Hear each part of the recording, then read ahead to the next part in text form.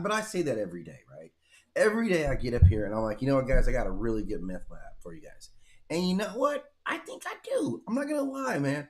I'm not gonna lie that I feel like I put the extra effort into making a myth lab for you guys that actually benefits you guys, man. Like from the core of my being, right? I care. And I'm not saying that that should separate me from other YouTubers, but I think that that should separate me from other YouTubers. And I'm being honest with you guys, right? Like YouTube is a tough world, man. It's a cold, cold world out here, man. And you got to bring your own heat, man. That's the whole thing. Like when people say, I don't want to toot my own horn, well, beep, beep, damn, I got to toot my own horn out here, right?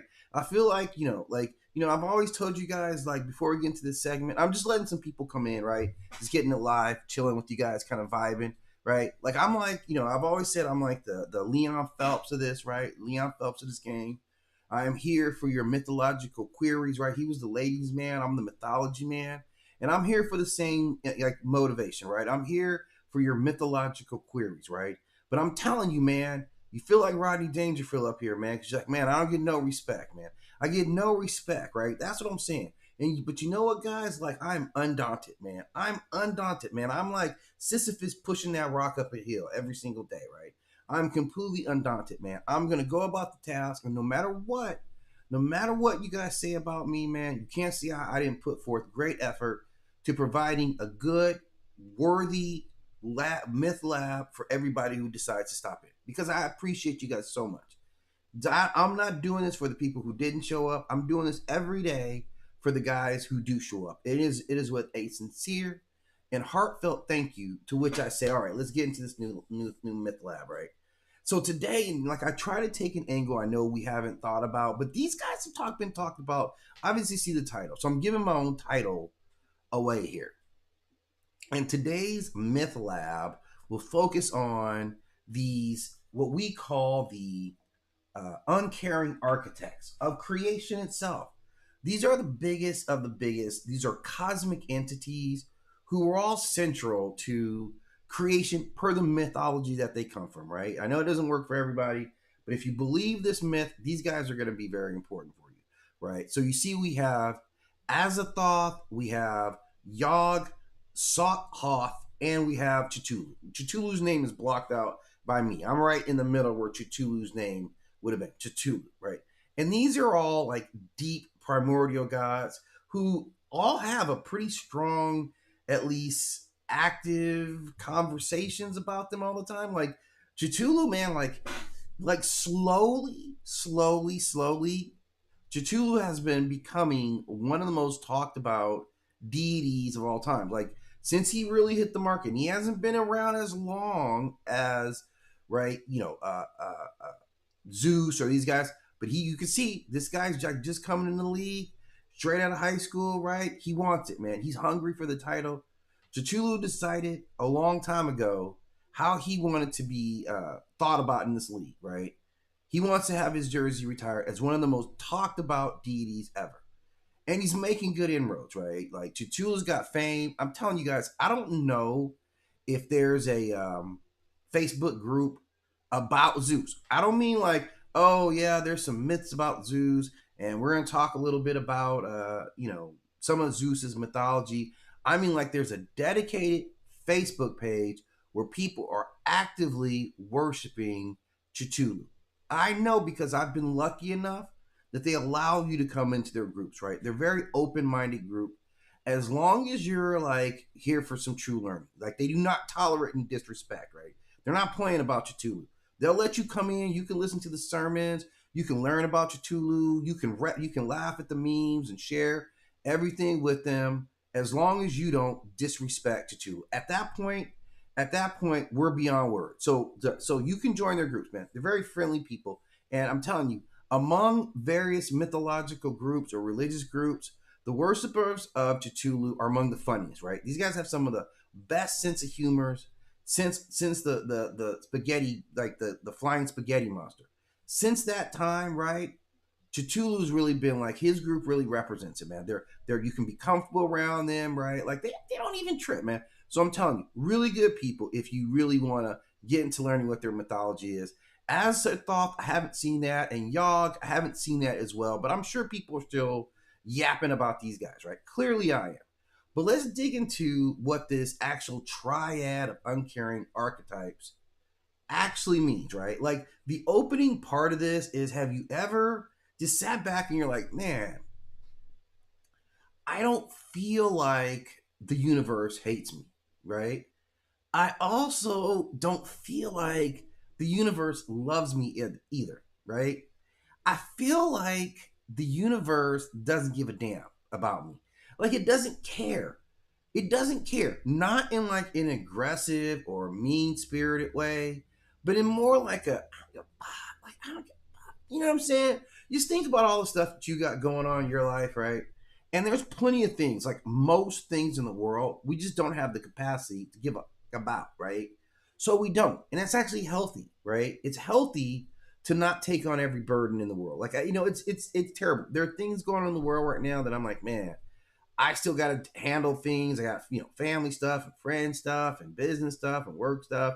And there's things that are going on in the world, and you guys all know this, where I would love to be able to do something about it, but I can't. So for my mental health, my mental framework, I can't care about everything, right? And if we want to stay in the most strictest and harshest of terms, it's like I don't give a fuck, right? I don't like, and there, it's true. Things that I think are worthy causes, sometimes like I don't. And that's what we're looking at with these three deities here. They just don't talk about you. Like they're central to your creation. They're central to the world that you live in, how you operate, how you move. Like without them, you wouldn't exist, or time wouldn't exist, or some aspect of something that we all need to keep the world moving. It comes from them. And in addition to all that coming from them, they also don't care about you. Like you have a vested interest in caring about, and it creates a weird dynamic, right? Because like, man, you created us, and like, wow, thank you, and all that, and they're just like, why are you here, right? They're not like Zeus. When you're like, Zeus created us, and you've run over, just like, man, thank you, Zeus, right? Like, you know, big up, homie. Zeus appreciates you and then like checks out your wife, right? Or your sister. Zeus is thankful for your ambrosia, but he's also looking at your sister or your wife as well. That's how he gets his like worship on, right? Yeah, that's what it is for Zeus. Other deities, they just take they take your offerings and say, you're welcome. Yes, you're welcome for me creating the universe. You show up at Azathoth's house and literally he's not even going to answer the door. Here's the thing, you can knock on his door like to bring him an offering.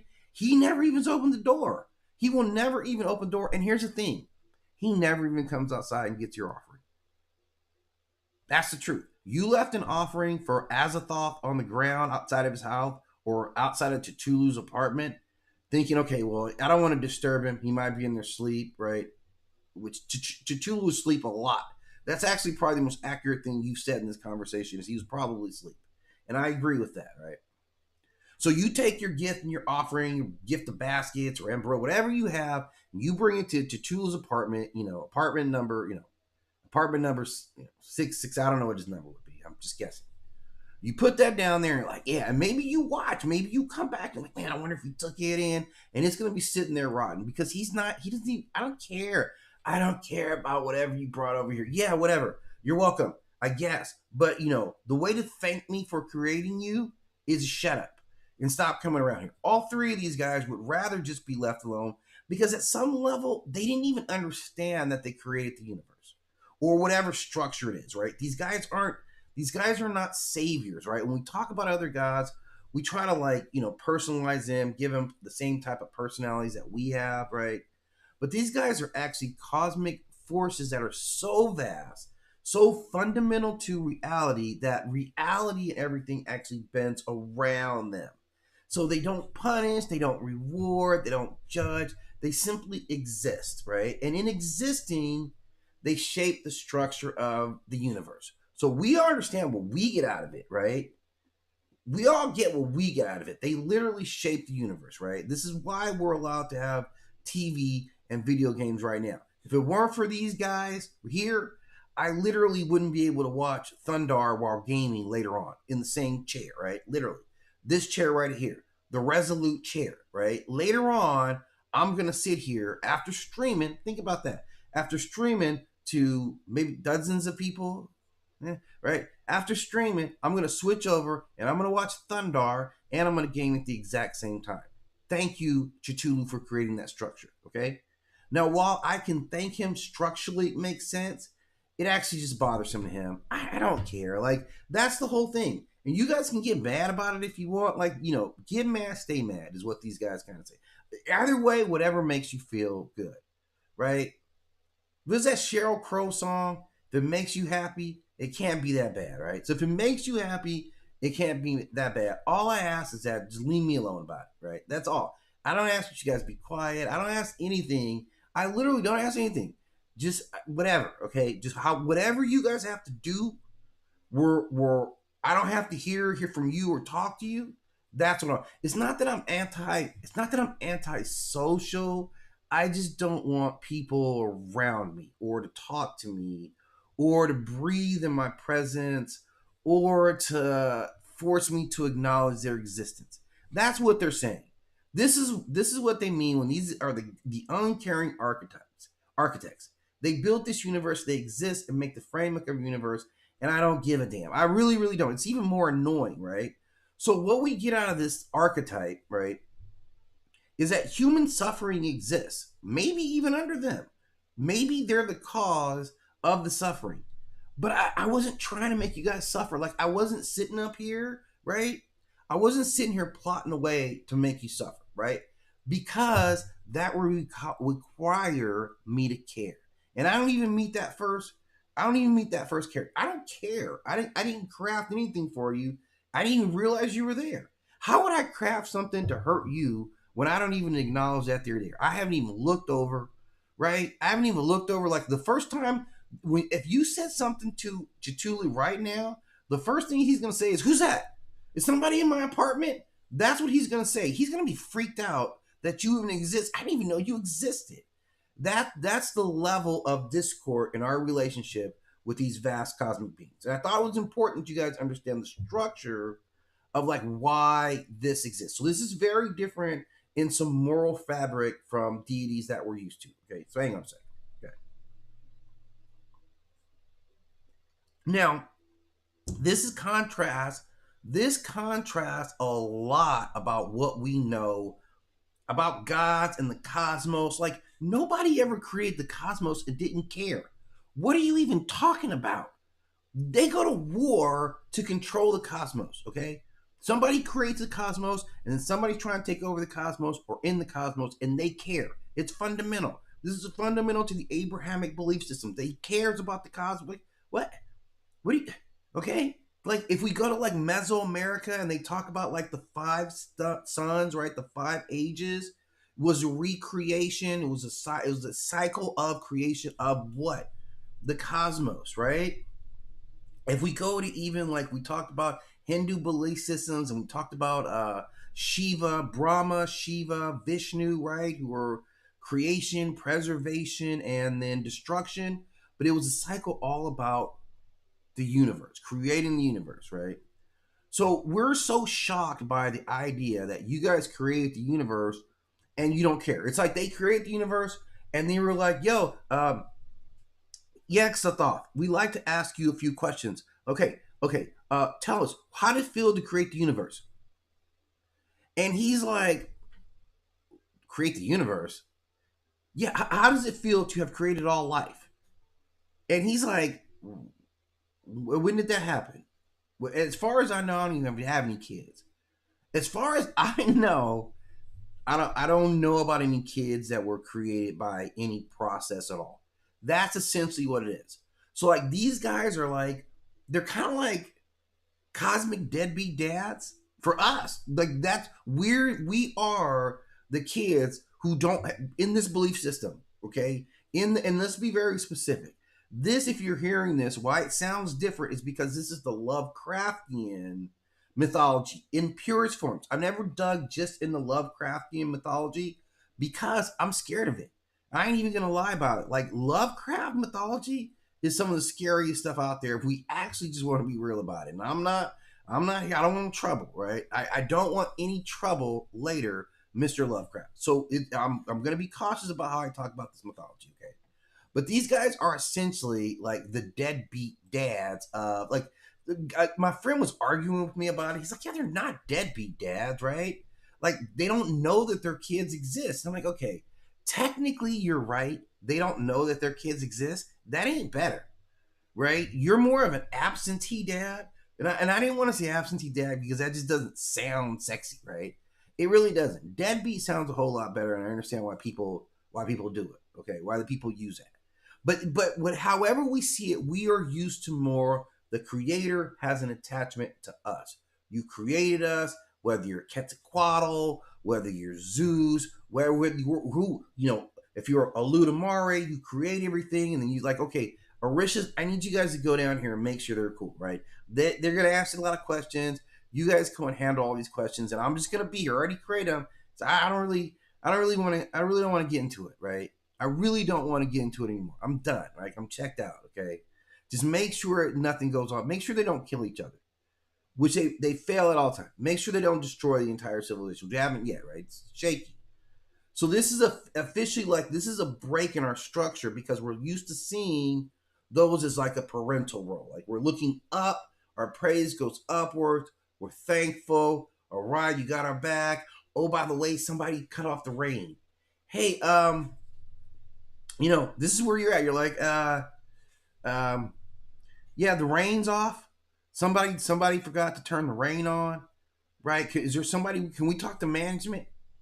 Can we talk to management? That's essentially what you're doing when you're praying for rain or you're making offerings.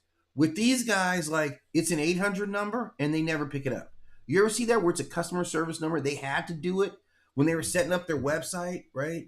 You had to put in a phone number, or when you set your Google account to chulu.com, you had to give them a phone number. You listed a business number, and you don't even know the number. They don't even know the number of which somebody would call them at. So they can't, like, I don't know. Who handles the calls? I don't. Have you guys checked the voicemail? He's like, why would I check voicemail? Who would be calling me? Your children, right? Your creations. So let's talk about these guys because they're not what we're used to. They're not heroic. It breaks our frameworks, right? Even like in Norse mythology, even their doom scenario, it includes us too. They're talking about the entire 9 realms. So we are generally not comfortable with deities who don't take responsibility for stuff, right? You don't take care of your responsibilities. I don't know if any of these deities have ever heard this. Yog. I don't know if anyone has ever looked at you and like, yeah, you guys really are derelict of duty. These are the deities of dereliction if I had to give them another name. So let's talk about who they are. So again, all Lovecraftian deity, which is, I'm telling you, this is the stuff that is way, way out there, okay? So you have Azathoth, and what he represents is actual reality. This is unconscious existence. So, I mean, his core identity, this guy first surfaced in actual literature in the 1920 writings, the Lovecraft early writings. This is a central outer god in this Lovecraft mythos. He is referred to as the blind idiot god. And this says a lot. Like when your god gets called the blind idiot god, you just kind of go, oh, I get it now. Like the blind idiot god. Like my creator is the blind idiot god. That says a lot, right? That's a real self-esteem check. He exists at the center of the universe. He is formless. He is chaotic. He is nuclear. This is all powerful. You can see this is Azathoth right here on the edge, right? You're seeing who Azathoth is, right? Pure, just utter like chaotic situation. 100% what he is. So we have to understand that the universe fundamentally exists because he dreams. One of the most like automatic things of all for all of us, you fall asleep and you dream. Now he dreams and oops, creation exists. So me and you are literally just like his dream manifestation. And I don't, if he's like me, I don't even remember my dreams in the morning. I literally don't even remember. Most of the time, like 99% of the times, I don't remember my dream unless it was great or unless it was terrible. So that kind of tells us that we're probably pretty mid. As dreams go, we're probably like, yeah, whatever. Regular, forgettable ass, right? That's who we are. Regular and forgettable ass. For him, at least. Not in general. I'm sure outside of life, you're good looking and memorable. And I personally would like to remember you, right? But for your pops, or at least your cosmic dream pops, who? Yeah, you got a call from your kid, and he's like, huh? That's who he is. So he's not even aware of the dream himself. You know what? Okay, I'm going to answer your question. Remembering your dreams means you're getting bad sleep. When I have remembered my dreams, it has been very disruptive sleep. Like I wasn't, my sleep was disrupted. I wasn't getting my normal hours, right? So I'm gonna listen. I'm gonna take the advice that your doctor's giving. Like once I was going through some really bad like jet lag. Like I had been traveling. I lived abroad for a little bit, and like always kind of catching up. Like even going from the East Coast where I am now to the West Coast, that screws me up, right? And I was getting manifested bad sleep. So imagine if he gets bad sleep, he creates all of it. We could be the night he had some bad sleep, right? But I think you're actually right. I'm John Freeman. You're 100% right. Thank you for adding that, right? So he is this like, so he dreamed us together, whatever dream state he was in, and then we're sustained by his continued unconsciousness. So he is completely disassociated from us. In fact, if he wakes up, existence ceases to exist. And that's the power part. If he wakes up, poof, we are gone, done, finito. Not by his choice, not by a malicious act that he would seek to put down on us. This is just how it works. This is how his consciousness level works and what it means. He is literally the dreaming God. So he is surrounded by other beings who keep him asleep. They have flutes, they have droning presence. And that is required so that he stays asleep, so that we keep being alive, we keep existing. So he's an uncaring architect, right? Because he had no intention. He had zero intention of making this. He didn't. He didn't have a map. He didn't sit down. He sat down and dreamed of something he had never seen before, and then you came out of it, right? Literally, whatever happens to you today is some scenario that he dreamed up for some reason nobody can explain. Literally, that's your life. He has no moral alignment. He's not good. He's not bad. He's not any of that stuff, right? He has no agenda. He's asleep. I don't know when you have the least amount of agenda, but other than when you're sleeping, right? When you're sleeping, my only agenda is sleeping. And I can imagine you're deep into the sleep, man. Like imagine you're deep. I imagine him deep into the sleep where maybe you drool a little bit and you're like, oh, that is gross. When you wake up, it's all on your pillow. Don't pretend like I'm the only one that happens to, right? But he's deep into it. So he's not aware of creation itself. And who knows how long his sleep cycle is. Reality is simply a byproduct. Reality is not a plan. So the fortunate thing is he doesn't judge you. He doesn't judge humanity. He also doesn't reward any type of devotion. He has zero response to worship. And I mean like zero. Like if you're like, hey, what can we offer to you? He's like, I don't even want you. I didn't even want you, let alone anything that you could possibly make to bring over here. I didn't want that either. So he doesn't intervene in history, right? Human existence is cosmically irrelevant at his scale.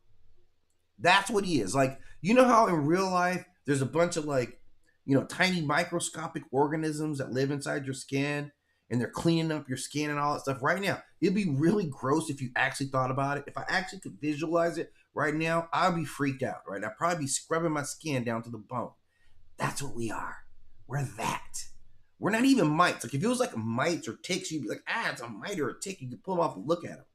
We're so insignificant on the cosmic level that we're not even that. We're little microbes running around and he's like, whatever. It doesn't matter. Our existence doesn't matter. Nothing matters at all. He is existence without an author. He is chaos without malice. He is power without consequence. He is the idea that structure does not require any type of intention to it. It doesn't.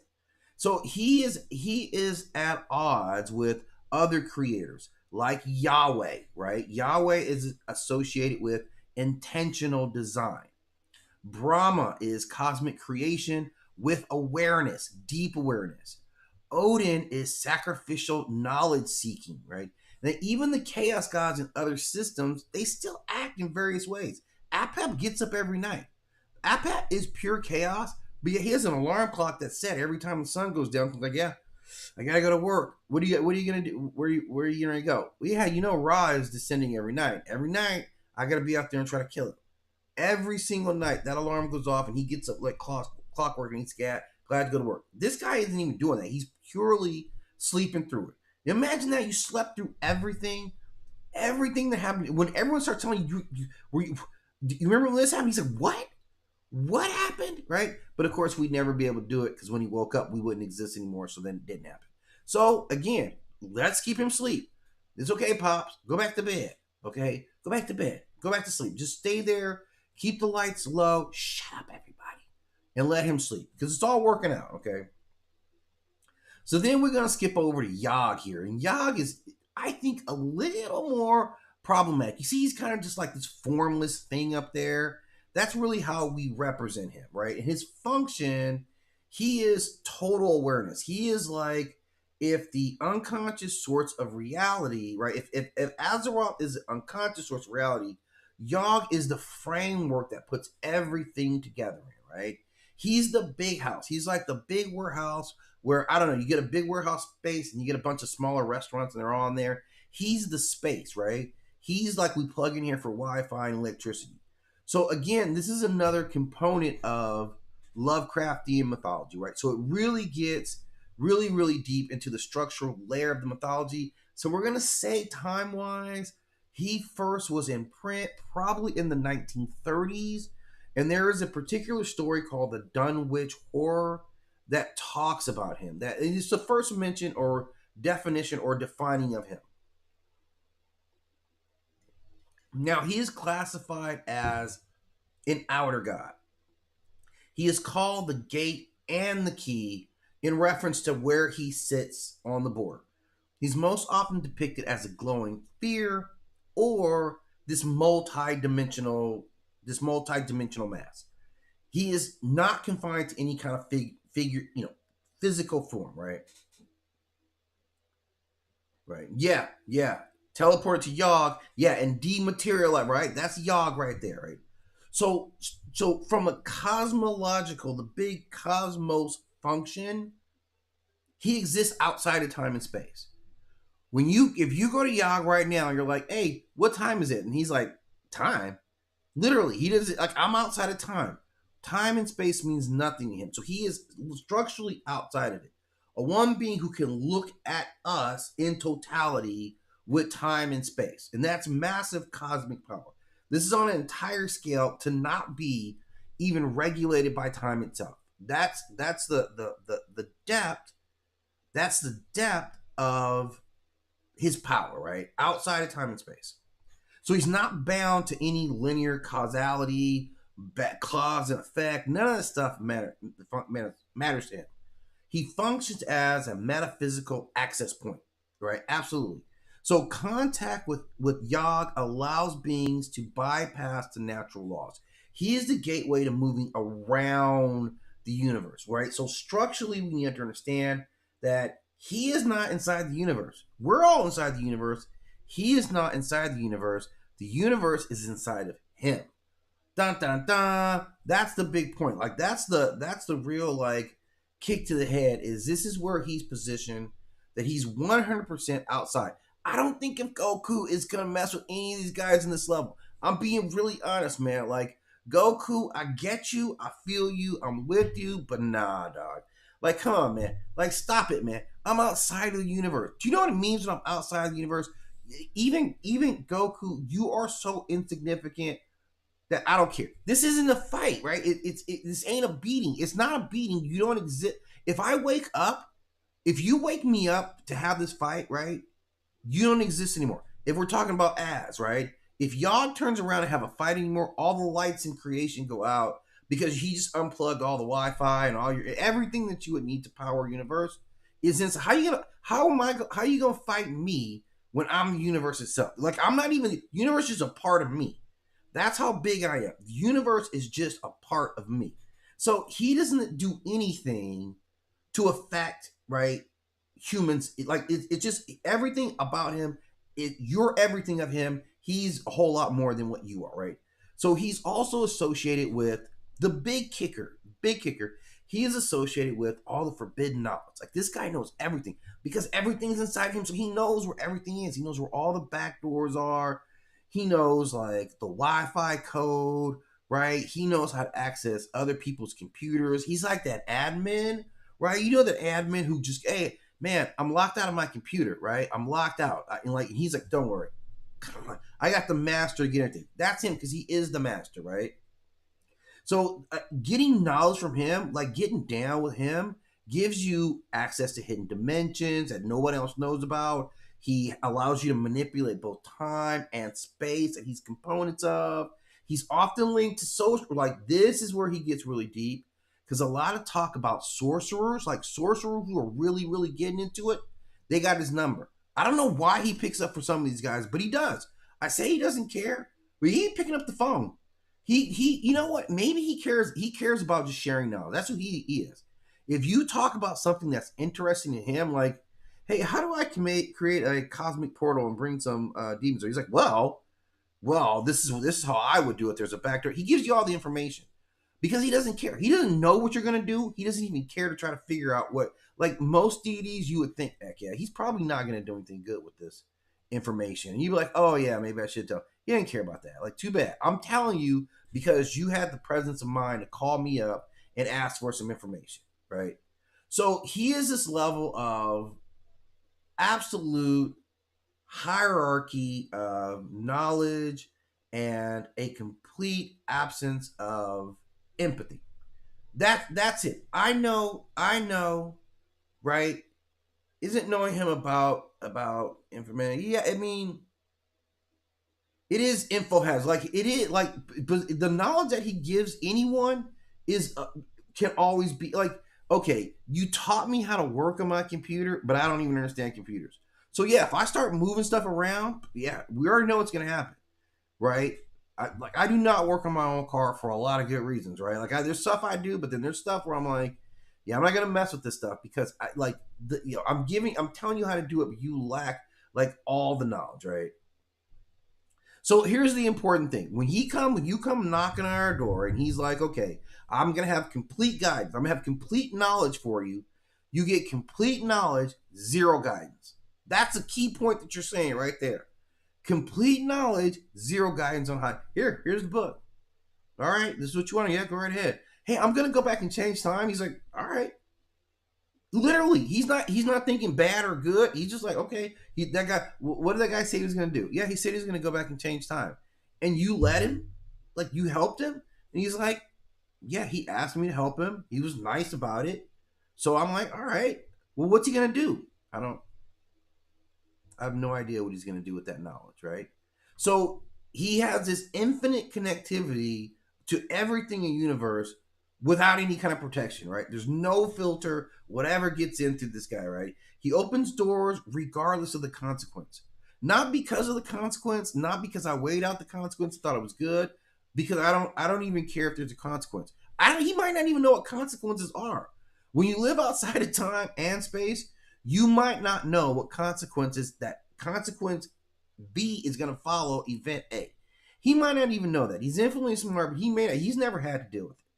And he never interferes with reality in any way. He doesn't. I mean, he lets you do it.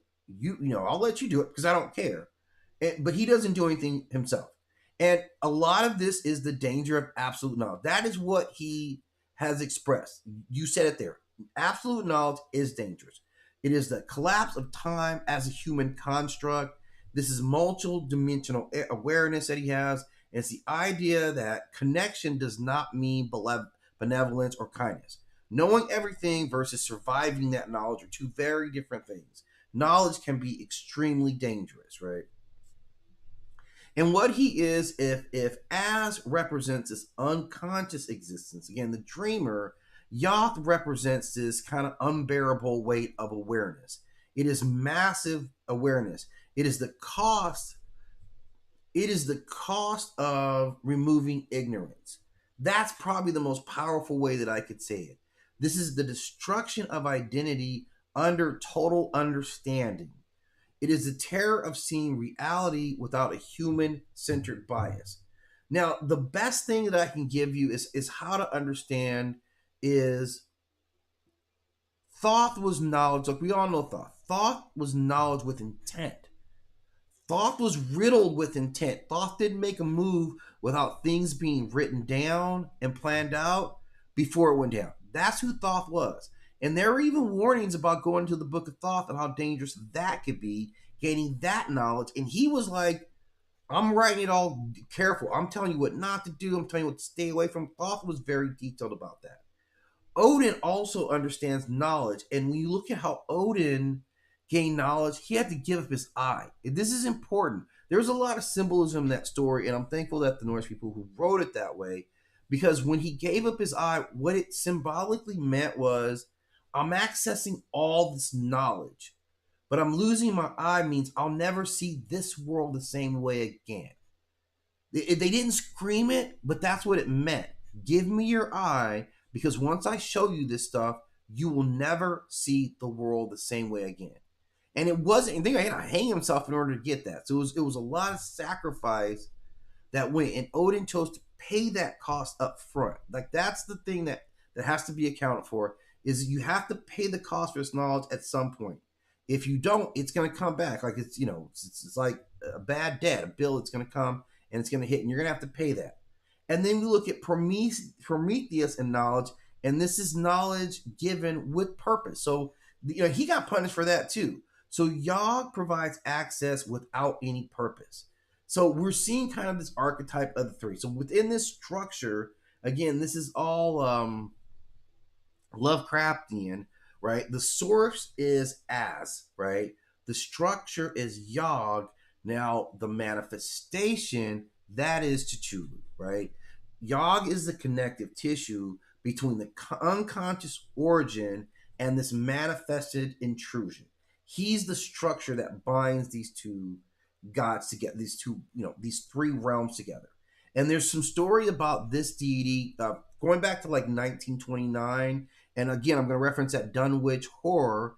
And this is where his primary story gets to be told. We first really get his story introduced in the culture. And his central human figure is this guy, Willie Watley, and his mother bears children by Yog. One of these children, Wilbur, is invisible and monsters, and there's rituals to open the way fully for Yog to enter. So it's a well-developed mythology, and I'm telling you, it's scary. And this is why one of the key lines is Yog-Sothoth is the gate. Yog-Sothoth is the key and the guardian of the gate. And what this means is that he can breach dimensions, that the human outer god hybridization is possible. Access to him destabilizes local reality, and the barrier between the worlds is permeable, right? You can flow back and forth between it. So we get a lot of stuff simply from this mythology. It's very powerful stuff. There's another related mythology that's published later. We're talking 1927, called The Case of Charles Dexter Ward. And this is where, Yog is invoked in necromantic rituals, right? You know what that's all about. The straight necromancy, bringing back the dead. He's used to transcend time and communicate beyond generations. He's linked to summoning and manipulating beings beyond mortal limits. This is very deep deity here, right? All the bad stuff that you would actually want to see. So there's some other key mythologies. 1934, we would see Through the Gates of the Silver Key. This is with E. Hoffman Price, and this expands his cosmology massively. So reality is revealed to be as layered dimensions, and identity dissolves across time and space. So human individuality becomes insignificant in cosmic totality. You go someplace else, you're not even you, and they don't care. None of them care about you. You guys are all little guys working down here. Me, I'm just a company man. I'm just company speak, right? I'm speaking for them.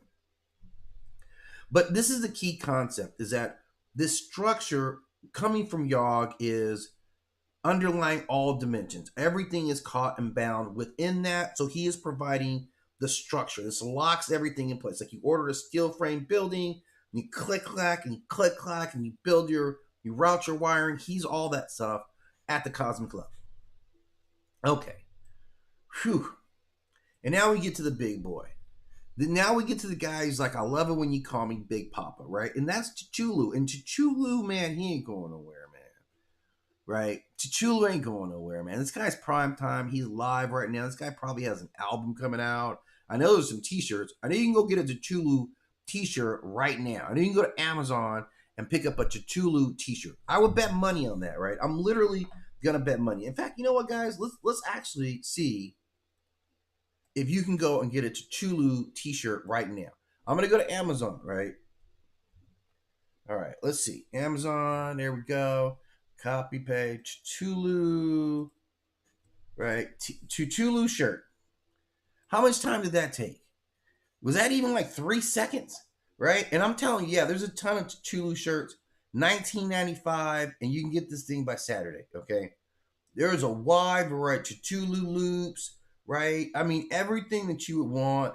The sushi bar, a cartoon, like Cthulhu's everywhere, right? We have to accept that he's one of the biggest, he's one of the greatest of all time.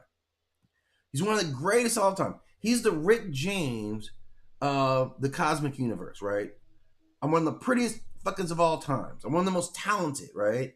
I'm Rick James. Everybody wants a part of Cthulhu, right? And we know this. And when we look at him in relation to the other deities, because again, they're all Lovecraftian deities, right? As this Azathoth Yog is structured, Cthulhu is the contact. He is the manifestation of all of it. And now his primary story comes out in 1928. This guy's been around for a long time. 1928. My grandpops was born in 1919, right? So this is my grandpa stuff. My grandpa would not have read this stuff. I'm telling you. This dude's scared of everything, man.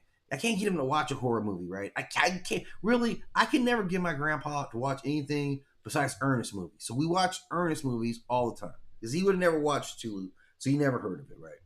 But he's introduced through this fragment of documents and testimonies in this film, The Call of Cthulhu. Great film. Like right off the gate, you have a movie. Like you have a solo title in a movie, right? It's not and the Avengers, it's not and the Titans, it's just Cthulhu, right? Solo star. And this becomes the structure of the story. It's all about academic research. It's all about all these various cults that have accounts of him. Like sailors, tales, and this is an emphasis really on the investigation that has led to the Cthulhu mythology versus like direct confrontation, right? So this again, the central location is a sunken city in the Pacific Ocean, and it's described as being non-Euclidean. This is even mathematics outside of what our normal realm of physics give us. So this is where we get into seeing Cthulhu, right? And he is cosmic traits abound. He is classified as the Great One. So he is, he's not the highest entity in the mythos hierarchically, but he's currently dormant. I think he sits at the top of the structure, and his awakening, and he does awaken. His awakening is cyclical and it's linked to cosmic alliance. His physical form is right. Now, this is the difference. He has a physical form. These guys just exist in like, right? He has a physical form that we see. This is where we get a lot of the myth. He has like the cephalopod head, right? That's where like all the squid and kraken deities come from. He's got wings. He's got immense and massive size. He's the biggest thing ever. When he enters our space, he dominates. This is a god in your space. I saw him on South Park. I think it was on South Park. I think it was an episode of South Park, but I'm going to go with that right now. He is not the creator of reality, and he actually exists within reality. He is a mechanism of intrusion. This is how he gets in your mental mind. And it's scary that he gets in your mental mind. Think about that. This guy's like zillions of years old. So we're all kids. We're all underage kids to him, and he's walking around your mind like it's nobody's business. Now, he is insidious. This is what you got to watch with Cthulhu. You got to keep your eyes glued on this guy. He gets into your head through dreams by design. This is how he works his way into your consciousness, is through dreams. He's really, artists are very vulnerable to him. Artists and sensitive individuals who experience shared visions, cults that form, globally. He's got cults all over the world right now. They're online. They're on Facebook. You could easily find these guys online. And he has madness is triggered through a partial understanding of him, because he's giving you a little bit of that higher cosmic knowledge, not in the same way that Yog does, but even his level, it's too much. What he's giving you is too much for your tiny human brain to understand. And he doesn't care. He's going to do exactly for that reason. He has the ability to distort reality. So he often doesn't need to even act directly. He has a massive network. He has a bunch of, when someone says, I got a guy for that, he literally does have a guy for that. Whatever it is, he has a guy for that. So his presence kind of radiates his influence. He's also known as a guy who doesn't speak, because he tells his followers what to do. He doesn't even have to speak, right? And his story remains so strong is because he's been pieced together from evidence from all these very different events and cultures and discussions, and human curiosity developed about investigating him. And his direct encounters result in psychological collapse. Anyway, so if you were trying to learn about him directly, you're not around, right? Your level of like psychic or physical resistance to him, I mean, at scale, it's nothing, right? He rises as the belief forms and gets stronger. His strength is in that influence. This is how he manifests himself in this real world. He is strength through the spreading of his myth. Now, what he represents is the fragility of human perception, the instability of geography and physics. This is where our physics laws break down. Because he's such a reality-altering being, that physics, as we know it, break down around him. He is the idea that truth spreads more like an infection. He is perception, and unlike Yoth, he does not grant access. He simply intrudes. He doesn't ask you if you want to hang out. He just starts hanging out, and all of a sudden you're there. From a psychological standpoint, he is what happens when the human consciousness touches something that is strictly beyond it, right? Just abstractly beyond the human brain and consciousness. It's not overload, but it is a form of corruption. Or I guess it's a combination of both, because it's too much information, and it's the information that corrupts you at your soul. You are changed. And in terms of cult psychology, this is a response to this incomprehensible truth, the way that cults realize it. This is civilizations resting on frail assumptions. He is not the cosmic origin. He is what happens when you see the cosmic scale. When you look up at Cthulhu and you look at him and you start calculating how insignificant you are, this is the part of him that destabilizes an entire psyche. That's what happens. I've never seen anything fucking. I'm not even an ant to you, right? So you can see how our brains might not even be able to scale how we would process all this information. So this is what we see, and these guys are all, these are some of the most ancient deities, and when we talk about their time frames or how they were developed, but we really didn't start talking about these guys until the early, like 1919, 1920. Again, my grandpa's era. And now they're a part of the lexicon. These guys are absolutely active in video games. These guys have Facebook pages dedicated to them. You can at least go buy a Cthulhu t-shirt right now. Pretty reasonably, by the way. They're not even that expensive, right? So there's plenty of designs. You can get in colors. I always go for black, right? Obviously, if you want to get me a Cthulhu shirt, I like black, right? So we're feeling really good about wrapping our hands around this segment, right? This segment. I think these guys are profound. It's a profound understanding, and it allows us to kind of compare it to the other deities that we do know. If we judge these deities, Abrahamic or Greek or Norse, by their interaction with us, then to really fully balance that, we want to look at the deities who are like, I do not give a damn about any of you. And they don't. It's an amazing thing to see somebody just put that on display. To say I don't give a damn about you and just stand on business like that. And that's 100% what these guys have done. So that brings us to the end of the Myth Lab. I thank everyone who's contributed. You guys have some great insights today. Now I'm going to wrap this one up. I'll probably be better. I'll be back later on with, like, not Myth Lab, but just Myth Talk. I'm just going to be kind of casual. There's some new stuff going on. And mythology film wise, I'll talk about those things, and then I have some new mythology stories. You guys are going to really love this one. I'll probably drop the link in the description on this one. But I do have some new myth stories. I'll run that. You can watch them on the channel. I already uploaded. There's a new one about the denial of Ragnarok. I think is an interesting piece. Not that I'm biased or anything like that, but I thought it was a little bit of thought and effort put into it and execution.